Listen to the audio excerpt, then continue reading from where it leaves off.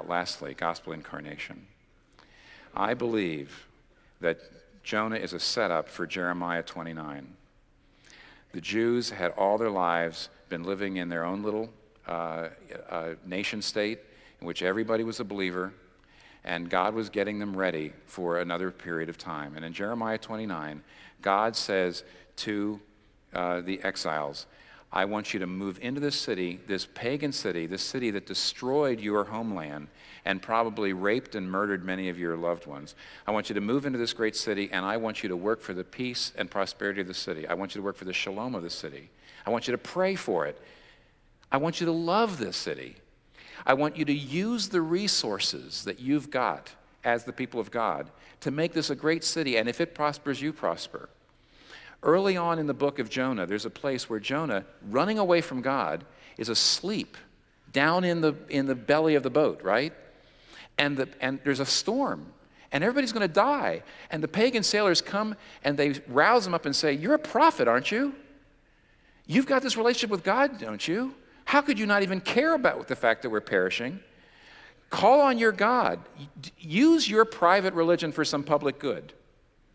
There's an old Scottish professor who Hugh Martin, who wrote an old commentary on Jonah, and the chapter based on these 4 verses is called The World Rebuking the Church. And the world is clearly, he says, the world is coming to Jonah and saying, you don't love us, do you?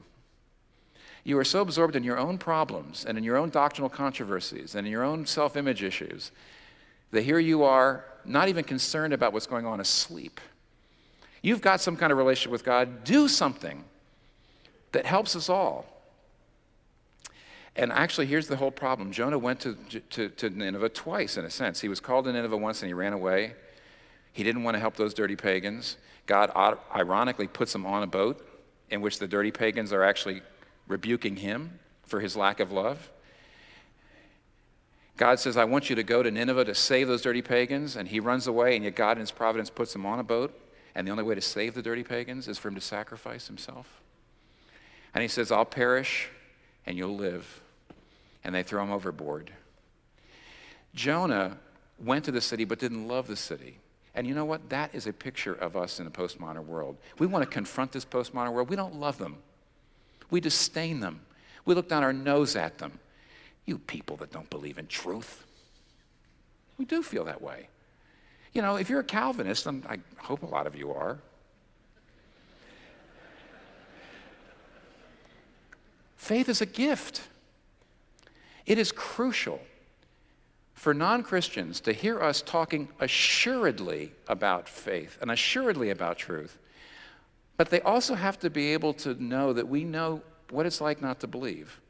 They're afraid to tell us about their doubts because it doesn't look like we even know or remember what it's like not to believe and how hard it is. But if you're a Calvinist, you know, of course it's hard to believe. Faith is a gift. Does the church, the postmodern church, recognize our love for them? Are we going out into their neighborhoods saying, we want to make this a great place for everyone here to live? Are we the kind of churches that isn't rebuking? Are we the kind of churches the world doesn't rebuke, that the world says, I don't like their approach to abortion, I don't like their approach to homosexuality, and yet, if they left our city, we'd have to raise taxes. They're pressing so much of their heart and so much of their value into this city. Do they know we love them? See? Or do they have the right to rebuke us?